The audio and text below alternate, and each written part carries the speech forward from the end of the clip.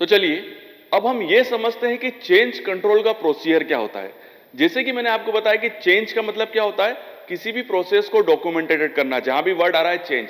और आपको एक चीज याद रखनी है कि चेंज मतलब डॉक्यूमेंटेशन होगा, और डॉक्यूमेंटेशन का काम इंडस्ट्री में किसके पास होता है, क्वालिटी एश्योरेंस डिपार्टमेंट के पास। तो ये पूरा जो प्रोसीजर होगा चेंज कंट्रोल का, इसमें सबसे इंपॉर्टेंट रोल जो प्ले करने वाला डिपार्टमेंट है वो होगा क्वालिटी एश्योरेंस डिपार्टमेंट। तो सबसे पहले क्या होता है, और इस डॉक्यूमेंटेशन प्रोसेस को मैं बिल्कुल सिस्टमेटिक वे में समझाऊंगा, इजी वे में, कि आप बिल्कुल इजी वे में इसको अंडरस्टैंड कर ले कि इसका प्रोसीजर क्या होता है। क्योंकि जब आप फार्मा इंडस्ट्री के अंदर जाएंगे और आपको कोई भी प्रॉब्लम फेस करनी होगी तो आपको पहले क्यूए से इस आपका जो सामना होगा या जो भी डिस्कशन होगा वो क्यूए के साथ ही होगा। तो आपको ये बात पूरा पता होना चाहिए सिस्टमेटिक वे में कि क्या प्रोसीजर होता है और क्यूए के साथ आपको कैसे हैंडल करना है, और आपको पूरी गाइडलाइन का पता होना चाहिए। तो सबसे पहले क्या होता है डॉक्यूमेंटेशन में, सबसे पहले होता है चेंज इनिशिएशन। देखिए चेंज इनिशिएशन का मतलब ये हुआ कि आपने कोई प्रॉब्लम पता करी कि ये प्रॉब्लम आ रही है बार बार और इस प्रॉब्लम को मुझे चेंज करना है। प्रॉब्लम को चेंज करना है मतलब इस प्रॉब्लम का सॉल्यूशन पता करना है। सॉल्यूशन पता चल गया है आपको कोई चेंज करना है अब, ठीक है। तो उस चेंज के लिए आपको क्या करना पड़ेगा, सबसे पहले तो आपको क्यूए को बताना पड़ेगा कि आपको पूरी इंफॉर्मेशन देनी पड़ेगी एक फॉर्मेट के अंदर। तो उसके अंदर आपको पूरा आपके डिपार्टमेंट की इंफॉर्मेशन देनी पड़ेगी, मेरा डिपार्टमेंट कौन सा है, आपके मैनेजर को पूरी इंफॉर्मेशन देनी पड़ेगी उसके अंदर। मतलब ये पूरा एक जनरल मैनेजर लेवल पे ही प्रोसेस होगी। मतलब जनरल मैनेजर डायरेक्ट क्यूए के साथ इंटरेक्ट करेगा, तो वो पहले प्रॉब्लम के बारे में पूरा रिकॉर्ड देगा क्यूए को कि प्रॉब्लम आ रही है, इसकी वजह से क्या नुकसान हो रहा है उसके बारे में बताना पड़ेगा। डिपार्टमेंट के बारे में पूरी इंफॉर्मेशन देनी पड़ेगी। दूसरी चीज ये कि जब आप प्रॉब्लम्स के बारे में बताएंगे कि ये प्रॉब्लम क्या आ रही है, तो पहले प्रॉब्लम का भी आपको पूरा ब्यौरा देना पड़ेगा कि प्रॉब्लम कहां आ रही है, इंस्ट्रूमेंट के अंदर आ रही है, आपकी प्रोसेस के अंदर आ रही है, मेथड के अंदर आ रही है, रॉ मटेरियल के अंदर आ रही है, या पर्सन के अंदर आ रही है। पर्सन भी चेंज करना पड़ सकता है, ठीक है। तो प्रॉब्लम कहां आ रही है वो पूरा का पूरा आपको पहले सिस्टमेटिक वे में बताना पड़ेगी, पूरी इंफॉर्मेशन देनी पड़ेगी। उसके बाद ये क्यूए जो होगा ना, और ये भी बताना पड़ेगा कि ये चेंज करना क्यों जरूरी है, और अगर हम ये चेंज नहीं करते हैं तो हमको कितना घाटा हो सकता है और इंडस्ट्री कितनी सफर कर सकती है। तो ये सारी चीजें हमको क्यूए को बतानी पड़ेगी ऑन द रिकॉर्ड, ठीक है। तो ये जो है होगा, जैसा अभी हम क्यूसी का मान के चलते हैं कि क्यूसी को अगर ये प्रॉब्लम आ रही है तो क्यूसी ये सारी इंफॉर्मेशन जो है वो क्यूए को प्रोवाइड कराएगा। नेक्स्ट स्टेप पे चलते हैं, फिर होगा चेंज रिक्वेस्ट अप्रूव। ये चेंज रिक्वेस्ट अप्रूव करने के लिए क्यूए के जो ऑफिसर्स होंगे वो पहले इस पूरी प्रॉब्लम को सिस्टमेटिक वे में समझेंगे। हो सकता है क्यूए के कोई टीम या कोई पर्सन जो होंगे वो आपके डिपार्टमेंट में आए, वो पूरा उस प्रॉब्लम को चेक करें, वो अपने लेवल पे चेक करें और अपने एक्सपीरियंस के लेवल पे चेक करें कि प्रॉब्लम क्या आ रही है, क्यों आ रही है, और आप जो चेंज बता रहे हो वो सही है कि नहीं। ऐसा तो नहीं आप जबरदस्ती वो चेंज बता रहे हो, ठीक है। जैसे कि एग्जांपल के लिए मान लिया एचपीएलसी चाहिए आपके डिपार्टमेंट को, आपके पास केवल 5 एचपीएलसी हैं, बट वर्किंग जो लोड है वो बहुत ज्यादा है, इसलिए आप कहते हो कि मुझे 10 एचपीएलसी चाहिए। तो जो क्यूए की टीम होगी, यहां पर तो क्यूए की टीम नहीं आएगी, एचआर की टीम आएगी, क्योंकि पैसे का मामला आ गया यहां पर। तो एचआर की टीम आके ये चेक करती है कि ये जो आपने रिक्वायरमेंट मांगी है ये जरूरी है कि नहीं है, ठीक है। क्योंकि जब 5 एसपीएलसी आ रहे हैं तो 5 करोड़ की बात हो गई पूरी। तो इस टाइप से जब भी आप कोई नया चेंज मांगते हो इंडस्ट्री के अंदर, तो पहले उस पर्टिकुलर डिपार्टमेंट की टीम जिसके साथ भी आपने उनके साथ रिलेट किया, जैसे यहाँ पर हम कोई यहाँ पर जो चेंज हो रहा है वो क्यूए से रिलेटेड है, क्यूए उसको डॉक्यूमेंटेड कर रहा है, तो क्यूए की टीम आएगी और वो चेक करेगी कि जो चेंज आप मांग रहे हो वो सही है कि नहीं है। पहले वो उसको चेक करेंगे कि वो प्रॉपर है कि नहीं है। उस चेंज होने के बाद ये प्रॉब्लम सॉर्ट आउट होगी कि नहीं होगी, और ये सही होगा कि नहीं होगा, वो सारे फिनोमिना में उसको चेक करेंगे कि ये चेंज अगर हम करते हैं तो प्रोडक्ट की क्वालिटी पे तो कोई इफेक्ट नहीं पड़ेगा, गाइडलाइन पे कोई प्रॉब्लम तो नहीं होगी, ऐसा तो नहीं है कि वो गाइडलाइन के विरुद्ध है। तो ये सारे पॉइंट्स को वो चेक करते हैं, उसके बाद फिर वो इस चेंज को वो अप्रूव करते हैं। यहां पर एक ध्यान देने वाली बात है, मैंने जैसे 2 पॉइंट लिखे हैं, propose change request evolution by other department, change implementation. यहां पर जो मैं आपको बात बताना चाहता हूं वो यही है कि यहां पर जो भी आप चेंज मांग रहे हो कि हमको ये चेंज चाहिए, यहां पर वो इंस्ट्रूमेंट में भी हो सकता है, मेथड में भी हो सकता है, प्रोसेस में भी हो सकता है, पर्सन में भी हो सकता है। तो उस चेंज को पहले प्रॉपर इवैल्यूएट कराया जाएगा, उसके बाद ही वो चेंज परफॉर्म होता है, मतलब वो चेंज किया जाता है। वो पहले क्यूए के पर्संस करते हैं, जैसे कि मैंने आपको बताया। उसके बाद उस डिपार्टमेंट के जो मैनेजर होते हैं, जनरल मैनेजर लेवल के जो पर्संस होते हैं, वो भी उसको इवैल्यूएट करते हैं, वो अपने एक्सपीरियंस के हिसाब से उसको इवैल्यूएट करते हैं। उसी के बाद ही चेंज को इंप्लीमेंट किया जाता है। ये बहुत इंपॉर्टेंट है, क्योंकि देखिए आपको जो प्रॉब्लम आ रही है वो निचले लेवल के पर्संस को आ रही है। ये ज्यादा से ज्यादा सीनियर ऑफिसर्स हो सकते हैं या ऑफिसर लेवल के पर्सन हो सकते हैं, क्योंकि यही इंस्ट्रूमेंट पे काम कर रहे हैं, यही मेथड पे काम कर रहे हैं। मैनेजर लेवल के जो पर्सन्स होते हैं वो इस लेवल पे काम नहीं करते हैं, उनका काम होता है मैनेज करना।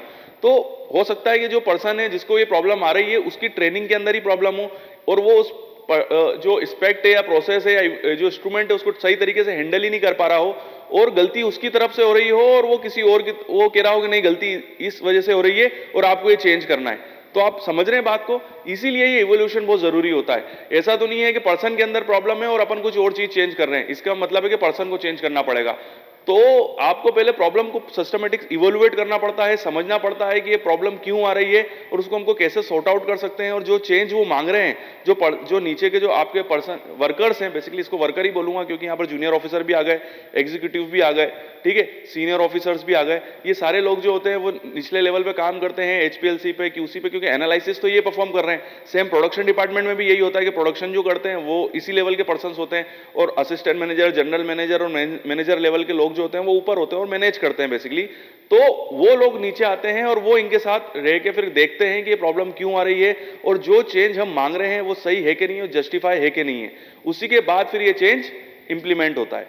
अब यहां पर जैसे कि मैंने आपको बताया कि क्यूए डिपार्टमेंट जो होता है, क्वालिटी एश्योरेंस डिपार्टमेंट जो होता है, वो उस चेंज को इंप्लीमेंट कर देता है, मतलब वो उसकी परमिशन दे देता है कि आप ये चेंज कर सकते हैं। उसके बाद जैसे ही हमारा क्वालिटी एश्योरेंस डिपार्टमेंट ने परमिशन देता है तो उसके बाद चेंज कब होना है, कैसे होना है, उसके लिए फिर वो एक प्रॉपर टाइम, शेड्यूल और पर्सन को हायर करते हैं। ये पहले से डॉक्यूमेंटेड होता है कि ये चेंज कब होगा, कैसे होगा और इसको कौन करेगा, ठीक है। ये पूरा का पूरा शेड्यूल्ड होता है और शेड्यूल करने के बाद आपका चेंज अप्लाई हो जाता है। अभी भी क्यूए डिपार्टमेंट का रोल खत्म नहीं हुआ है। यहां पर चेंज जैसे ही वो अप्लाई होता है उसके बाद क्यूए डिपार्टमेंट उसको पूरी तरीके से एनालाइज करता है, उसको रिव्यू करता है कि इस चेंज करने के बाद डिपार्टमेंट को क्या फायदा हुआ है कि नहीं हुआ है और किसी भी टाइप की प्रॉब्लम तो नहीं आ रही है, वो उसको पूरी तरीके से मॉनिटर करते हैं। तो चलिए एक एग्जाम्पल से समझते हैं कि अगर कोई भी चेंज प्रोसेस होती है, कोई भी चेंज कंट्रोल होता है, तो क्यूए डिपार्टमेंट कैसे उसको रिव्यू करता है और उसके क्या क्या पॉइंट्स को रिव्यू करता है। यहां पर मैं आपको एक बात आपको याद रखना है कि यहां पर जो भी प्रोसेस हो रही है उन सभी का डॉक्यूमेंटेशन हो रहा है, उन सभी के ग्राफ्स, रिजल्ट्स जो हो रहे हैं उसकी सबकी फाइलिंग हो रही है। क्यों? क्योंकि ये चेंज जो भी आपने परफॉर्म किया है और उसको जब भी आपने कंट्रोल किया है, मतलब इसको पूरा डॉक्यूमेंटेटेड किया है, ये काम आएगा ऑडिट्स में। जब कोई भी फॉरेन की कोई भी कंपनी या कोई भी डेलीगेट्स जो होंगे वो आपकी कंपनी को ऑडिट करेंगे, तो आपको ये बताना पड़ेगा इस डॉक्यूमेंट्स के थ्रू कि आपने चेंज क्यों किया, मतलब ये डॉक्यूमेंट्स उनको ये बात पता चलेगी कि ये चेंज क्यों किया और इससे क्या फायदे हुए और ये हमारे लिए कितना बेनिफिशियल था। तो ये पूरा डॉक्यूमेंटेड होगा, मतलब वो जस्टिफिकेशन जो होगा चेंज का वो डॉक्यूमेंट के थ्रू ही हो सकता है, ठीक है। आप मुंह से तो बोल नहीं सकते कि हमने इसलिए चेंज किया था। रीजन ये है कि हो सकता है कि जब चेंज हुआ था तब वर्क करने वाले कोई और लोग थे, वो टीम थी, बट जब ऑडिट हुआ तो वो जो टीम के पर्सन थे उन्होंने रिजाइन देके किसी और कंपनी को ज्वाइन कर लिया, इसीलिए ये सारी डॉक्यूमेंटेशन प्रोसेस करी जाती है, ठीक है।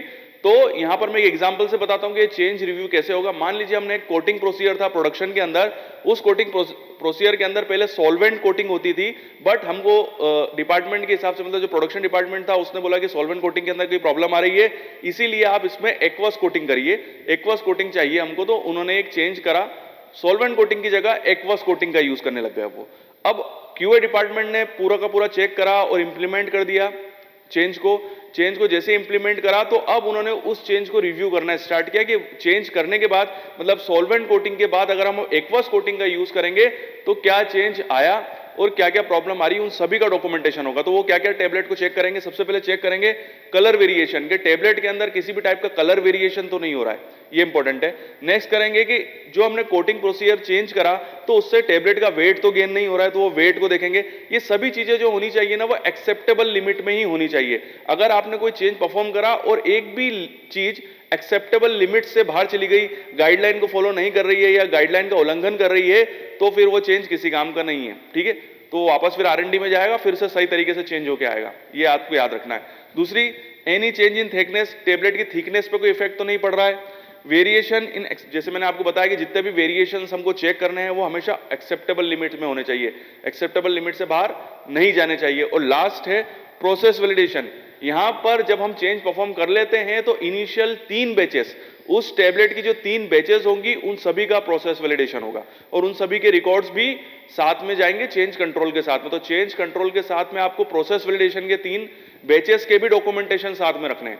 क्लियर है? प्रोसेस वैलिडेशन क्या होता है उसके ऊपर मैं एक अलग से वो सिस्टमेटिक वीडियो बना चुका हूं, तो वो वीडियो देख के आप पहले समझ सकते हैं कि प्रोसेस वैलिडेशन क्या होता है।